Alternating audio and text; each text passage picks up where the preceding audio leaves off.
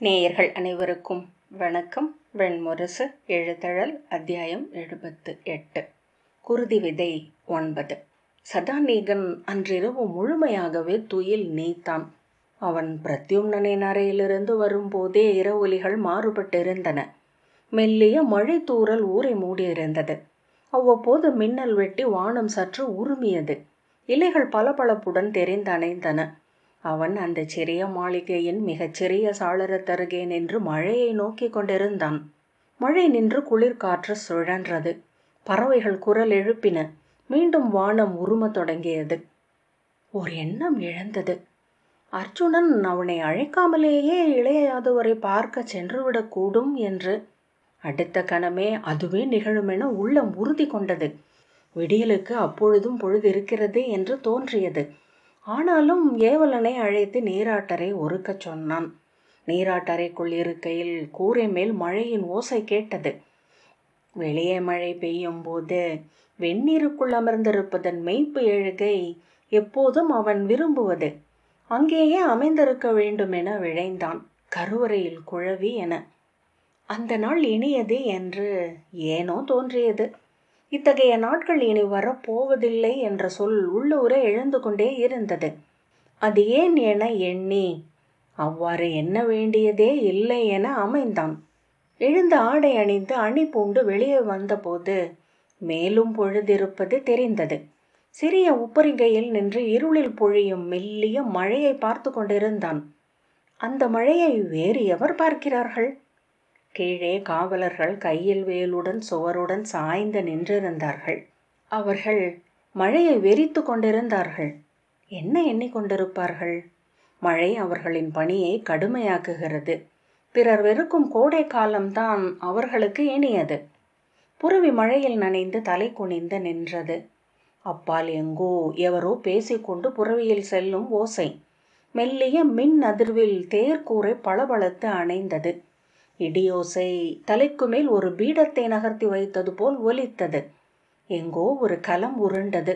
அடுமனை பணிகள் தொடங்கிவிட்டன. இன்னும் சற்று நேரத்தில் ஆலய பூசகர்கள் எழுவார்கள். அதன் பின் வணிகர்கள், அதன் பின் காவலர்களுக்கு மாறு செல்பவர்கள் சாலைகளில் செல்வார்கள். எல்லா ஊர்களும் ஒன்றே, எல்லா விடியல்களும் ஒன்றே.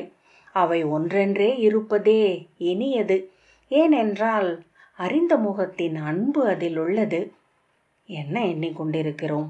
அவன் புன்னகைத்தான். மழை ஓய்ந்து துளிவிட்டது. காற்றில் துளிகள் பிசிறுகளாக சிதறி மறைந்தன. இலைகள் ஈரம் விடுபட்டு எழுந்து பறக்க தொடங்கின. வானில் ஒளி எழுகிறதா என்ற ஐயம் எழுந்தது. கீழே மண்ணில் தேங்கிய நீரில் எல்லாம் மெல்லிய ஒளி பளபளத்தது. இளநீளமான காற்று எங்கும் நிறைந்திருந்தது. அது விழிக்குள் இருந்து எழும் நிறமா? காற்றில் ஒளியசைவு எழுவதை உணர்ந்தான். அது தேங்கிய நீர்ப்பரப்பில் எழும் அலைகளால் தான் என தெரிந்தது. புலரி புலரி என அவன் உள்ளம் கூச்சலிட்டது. நிற்க முடியவில்லை. எங்காவது செல்ல வேண்டும், எதையாவது செய்ய வேண்டும் போல் இருந்தது. மேலாடையை எடுக்க திரும்பி அறைக்கு செல்லலாமா என எண்ணிய போது கோட்டை முகப்பின் முரசு விடியலை அறிவித்து முழங்கி அமைந்தது. ஆலயத்தின் சங்கும் மணியும் உடன் இணைந்து ஒலித்தன. கோயில்களின் மணியோசைகள் பெருகின. ஊர் விழித்து கொண்ட ஒலி எங்கிருந்தோ என கிளம்பி அணுகி வந்தது. மானுட குரல்கள், பசுக்களின் கூவல்கள், கழுத்து மணிகள், நீர் சேந்தும் சகடங்களின் ஓசைகள். பெண்கள் வீட்டு முற்றங்களை துடைப்பம் வீசி கூட்டி பெருக்க தொடங்கிவிட்டனர். ஒவ்வொரு நாளையும் முந்தைய நாளை விலக்கி அந்நாளின் மலர் ஒன்றை சூட்டி எதிர்கொள்கிறார்கள். ஒவ்வொரு நாளிலும் புதியதாக ஒன்றை எதிர்பார்க்கும் மாயையில் இருந்து மானுடம் விடுபடுவதே இல்லை. ஒரு பெருநாடகம் கையசைவில் தொடங்கியது போல பறவைகள் வானில் எழுந்து சுழன்று கூவின. அவன் நோக்கி இருக்கவே சேற்று முற்றத்தில் சிறிய குருவிகள் வந்து அமர்ந்தன. அவை பந்த ஒளிக்கு பழகியவையாக இருக்கக்கூடும். மைய மாளிகையிலிருந்து கொம்போசை எழுந்தது. அங்கே காவலர் பணிமாற்றம் கொள்ளும் ஆணைகள் ஒலித்தன. அவன் உள்ளம் உவகை கொண்டு படபடக்க தொடங்கியது. உள்ளே சென்று நிர்மித்திரனை எழுப்பலாமா என எண்ணி அதை தவிர்த்தான். அவன் மரவொரி மஞ்சத்தை அணைத்து கொண்டு கொப்புர துயின்று கொண்டிருந்தான். கால்கள் சிறுவர்களுக்குரிய முறையில் சுருங்கி இருந்தன. வாயில் மேலுதடு வளைந்தெழுந்து அவனை மேலும் குழந்தை என காட்டியது. சதாநீகன் கீழே இறங்கி சென்று கூடத்தில் நின்றபோது காவலன் எழுந்து அருகே வந்தான். தந்தை எழுந்து விட்டாரா என்றான் சதாநீகன். அவர் நீராடி ஆடை மாற்றிவிட்டு கீழே சென்றார் என்றான் காவலன். அவன் திடுக்கிட்டு இப்போது என்றான். சற்று முன்பு என்றான். சதாநீகன் மழையில் ஊறிய முற்றத்தை நோக்கி ஒரு கணம் தயங்கிய பின் புறவியை நோக்கி சென்றான். மிக அருகில்தான் இருந்தது மைய மாளிகை. ஆனால் செல்லும் வழி சேராக இருந்தது. புறவியில் ஏறிக்கொண்டு அதை செலுத்தி சிறிய சாலையில் ஏறி ஓரிரு அடி வைத்து மைய மாளிகை முற்றத்தை அடைந்தான். முன்பெப்போதோ மரப்பலகையிடப்பட்ட முற்றம். சேற்றில் பெரும்பாலும் புதைந்து குதிரை குழம்புக்கு மட்டுமே ஓசையென இருப்புணர்த்தியது. கூரையிடப்பட்ட சிறிய தூண்களின் மேல் மீன் நெய்ப்பந்தங்கள் எரிந்தன. ஈரநிலத்தில் செம்மலர்கள் என ஒளி சிந்தி கிடந்தது. அவன் நெருங்கி புறவையை ஏவலனிடம் அழைத்துவிட்டு படிகளை நோக்கி நடந்தான். எதிர்கொண்ட ஊர் தலைவரிடம் தந்தை வந்துவிட்டாரா என்றான். மேலே சென்றார் என்ற ஊர் தலைவர் விந்தையானதோர் உணர்வு தெரிந்த விழிகளுடன் அவருக்கு முன்னரே அஸ்தினபுரியின் அரசர் அங்கே சென்று விட்டார் என்றார். சதாநீகன் நெஞ்சின் படபடப்பை மறைக்க சிரித்து கொண்டு நன்று, நானும் மேலே செல்கிறேன் என்றான். அவர் ஏவலனிடம் கை காட்டினார். ஏவலனுடன் மேலேறி செல்கையில் சதாநீகன் மேலும் செல்ல வேண்டாம் என்னும் உணர்வை அடைந்தான். கால் தயங்கினாலும் படிகளில் ஏறினான். பழைய படிகள் அவன் காலடியை பெருக்கி ஒலித்தன. அவன் எதையும் எதிர்மறையாக எதிர்பார்க்கவில்லை. ஆனால் அந்த விசைமிக்க தருணம் முடிய போகிறது என்னும் உணர்வை அடைந்தான். மிக விரைவாக, மிக எளிதாக, எண்ணி வியக்க ஏதுமற்றதாக, எப்போதும் எண்ணத்தில் நின்றிருப்பதாக அது நிகழும். ஏனென்றால் மிக பெரியவை அனைத்தும் அவ்வாறே நிகழ்கின்றன. தெய்வங்கள் பொறுமையற்றவை, வேறொரு விரைவான காலத்தில் வாழ்பவை. மஞ்சத்திரை வாயிலில் நின்றிருந்த காவலன் அவனை பார்த்ததும் குழப்பமாக தலை வணங்கினான். சதாநீகன் இளைய பாண்டவர் உள்ளே இருக்கிறார் அல்லவா என்றான். ஆம் என்றான். நான் உள்ளே செல்ல வேண்டும் என்றான். அவன் தயங்கி தங்களை உள்ளே அனுப்பலாமா என்று தெரியவில்லை இளவரசே என்றான். தந்தையுடன் வந்தேன் என்றான் சதாநீகன். இளையவர் இன்னும் துயில் கொண்டிருக்கிறார். அஸ்தினபுரியின் அரசர் வந்ததும் என்னிடம் கேளாமலேயே உள்ளே சென்றார். நான் அவரை தடுக்கும் சொல் இல்லாமல் நின்றேன். ஆகவே தொடர்ந்து இளைய பாண்டவர் வந்ததும் என்னால் ஒன்றும் சொல்ல முடியவில்லை என்றான் காவலன். அவன் உடல் பதறியது. தாழ்ந்து தாழ்ந்து சென்ற குரலில் நான் அரச காவலன் அல்ல. இந்த மாளிகையில் உண்மையில் காவலே கிடையாது. இங்கு அரச குலத்தார் வந்ததும் இல்லை. இதற்கான தண்டனையை என்றவனை கை காட்டி நிறுத்தி அவர் நாங்கள் உள்ளே வருவதை விரும்பாமல் இல்லை.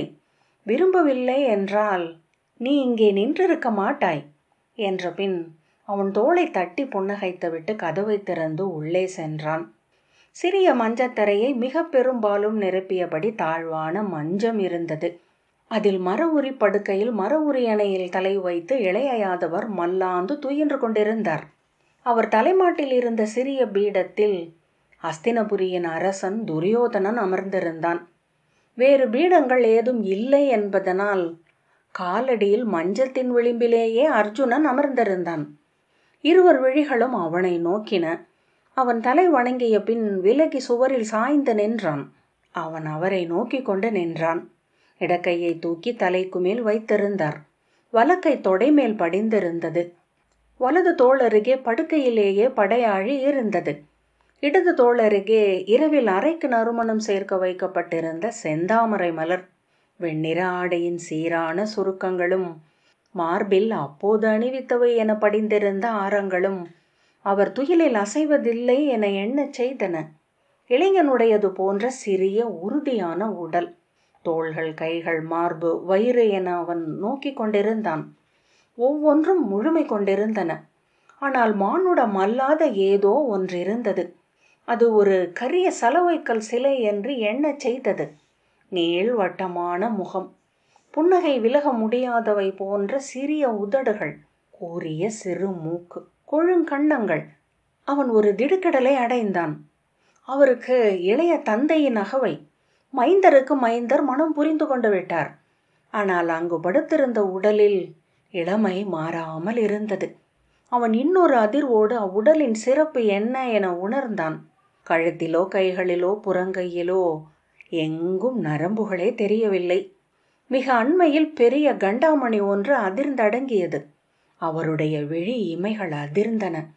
கைகள் எழுந்து கூப்பிக்கொள்ள உதடுகள் ஓம் என ஓசையில்லாது குவிந்துரைத்தன.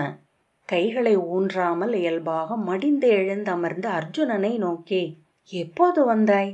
அழைத்திருக்கலாமே என்றார்.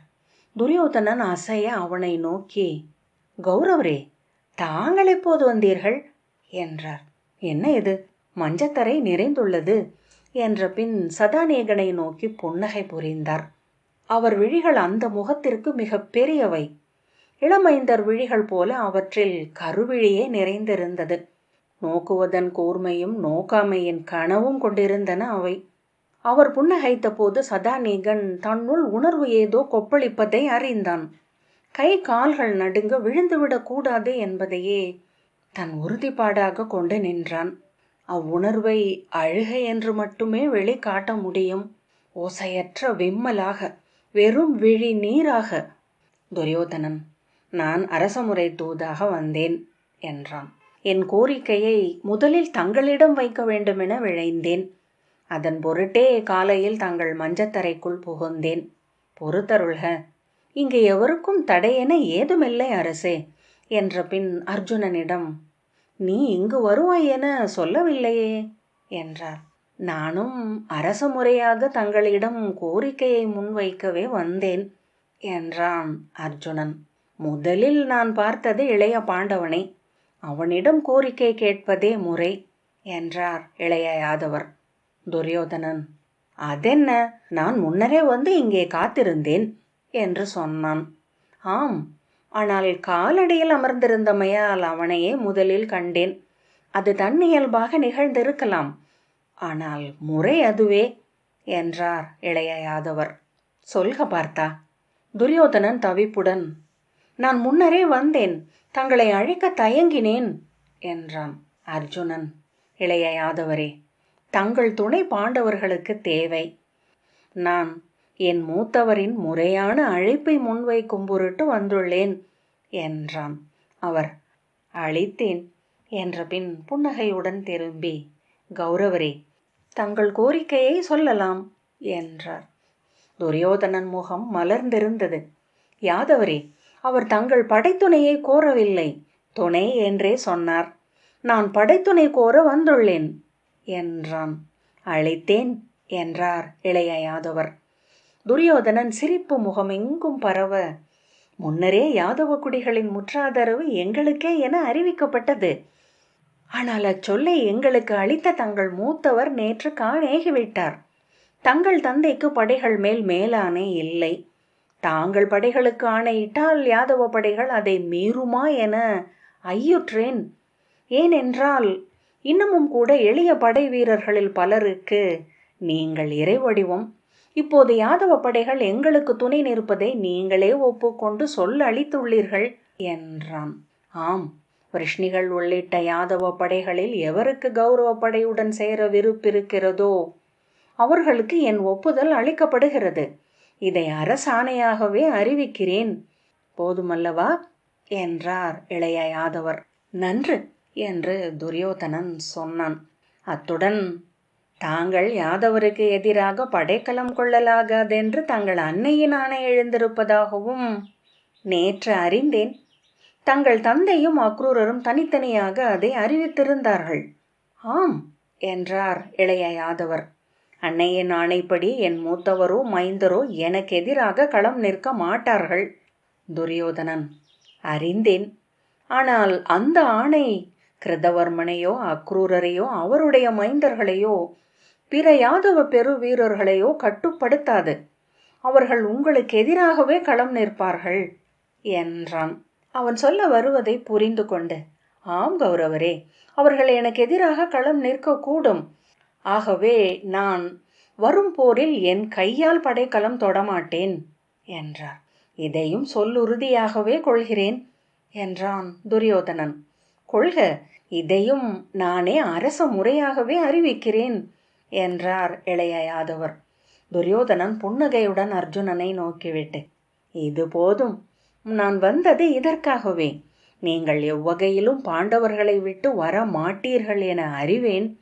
இளைய யாதவர் நகைத்து, என் அன்னையின் ஆணை, எனக்கும் பெரும் விடுதலையை அளித்தது கௌரவரே. நான் போருக்கு எழுந்தால் எதிர் நிற்கும் என் மூத்தவரையும் மைந்தரையும் என் குடியினரையும் கொல்ல வேண்டி இருக்குமே என அஞ்சினேன். கொல்லவில்லை என்றால் கோழை என்று அறியப்படுவேன். கொடுத்த சொல்லுக்கு உறுதியற்றவனும் ஆவேன். இப்போது நிறைவு கொள்கிறேன். அன்னை சொல் மீற எவருக்கும் உரிமை இல்லை. அதை சத்திரியரும் மறுக்க மாட்டார்கள். நாளை பாடவிருக்கும் சூதர்களும் மறக்க மாட்டார்கள் என்றார். அர்ஜுனன் புன்னகையுடன் அமர்ந்திருப்பதை ஐயத்துடன் நோக்கிய பின் துரியோதனன் விழி விலக்கி கொண்டான். போர் நிகழும் என்றால் நான் வெறும் கையுடன் மட்டுமே களம் புக முடியும் பார்த்தா என்றார் இளைய யாதவர். தாங்கள் களம் புக வேண்டும் என்பது கூட இல்லை. துவாரகையிலேயே இருப்பீர்கள் என்றால் கூட எனக்கு மாற்று எண்ணம் இல்லை. தங்கள் அடியவனாக நான் களமெழ முடிந்தால் அது போதும். இளைய யாதவர் நகைத்து, நன்று, நான் களம் புக விழைகிறேன். உங்களை கைவிட்டேன் என்று ஆக வேண்டாம் என்றார். படைக்கலம் ஏந்தாமல் போர்க்களம் புகும் உரிமை கொண்டவர்கள் இருவர். பறையும் கொம்பும் முழக்கும் சூதர், தேரோட்டிகள். நான் உனக்கு தேரோட்டுகிறேன். அர்ஜுனன் முகம் மலர்ந்து, என் புறவிகள் உங்கள் ஆணைப்படியே அடி வைக்கும் என்றான்.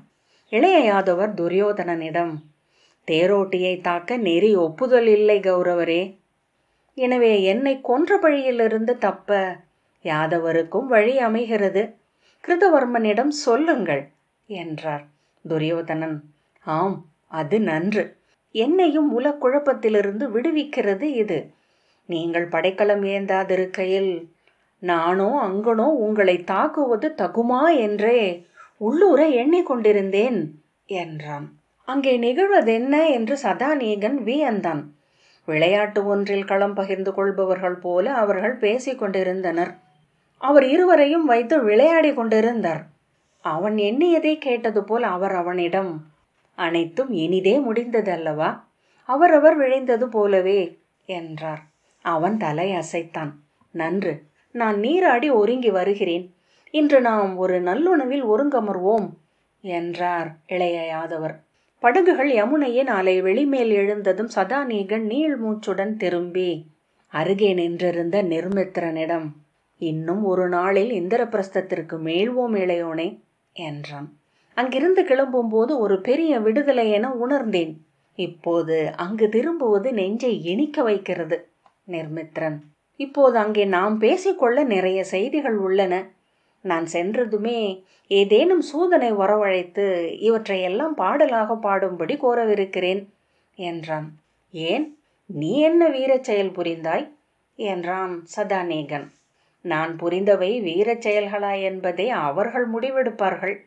இளவரசர்கள் ஆற்றுவதனைத்தும் வீரச் செயல்களே என்றான் நிர்மித்திரன். ஆனால் எண்ணி பார்க்கையில் நான் இழந்தது மிகுதி என எண்ணுகிறேன். சற்றே துயில் நீத்து நான் இளைய யாதவருடன் தந்தை பேசிய இடத்துக்கு வந்திருக்கலாம். சதாநீகன் சிரித்தான். ஆனால் வராதது கூட நன்றே. நான் கதைகளை சொல்லி என்னை நிறைத்து கொள்ளலாம். அதற்கு மெய் நிகழ்வின் தடை இல்லை என்றான் நிர்மித்திரன்.